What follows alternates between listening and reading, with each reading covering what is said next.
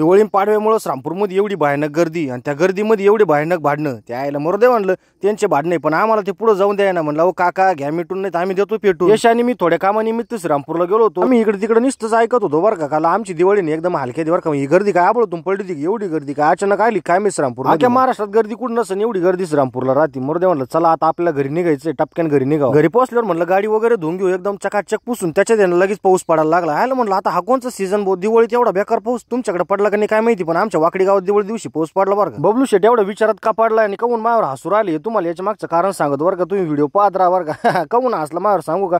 मी ना काय केलं आज ना रांगोळी काढली घरासमोर तो रांगोळी पाहून हसत होता. म्हणले यायला मजाक नको घेऊ माझ्या आईने मला सांगितली मग मी काढली म्हणलं प्रेमानं रांगोळी. आता माझी रांगोळी अशी चला वस्तीवर जाऊन पाहू म्हणलं बाकीच्यांची रांगोळी कशी हवा मोठ्या चुलतीने काय मस्त रांगोळी काढली श्री स्वामी समर्थ नाव लिहिलं होतं आणि लगेच पाहिलं वहिनी तिने एवढी जबरदस्त काढली होती रांगोळी. अरे बाबू म्हणलं अवघडची आणि लहान चुलती सुद्धा एवढी जबरदस्त रांगोळी काढली होती. म्हणलं मग त्यापेक्षा आपली बरी म्हणलं गरिबांना काढलेली जाऊ द्या पुढच्या वर्षी तुमची वहिनी रांगोळी काढीन. पूजा वगैरे संपूर्ण झाली होती त्याच्यानंतर महाराजांची संध्याकाळची आरती घेतली आणि आई म्हणली की मी दिवा वगैरे लावती म्हणे सगळी. आईने पूर्ण घराच्या आजूबाजूला घराच्या चौकटीत सगळीकडे दिवे लावून घेतले आणि शेवटी आपल्या रांगोळीवर ठेवलेच बरं का बुवा.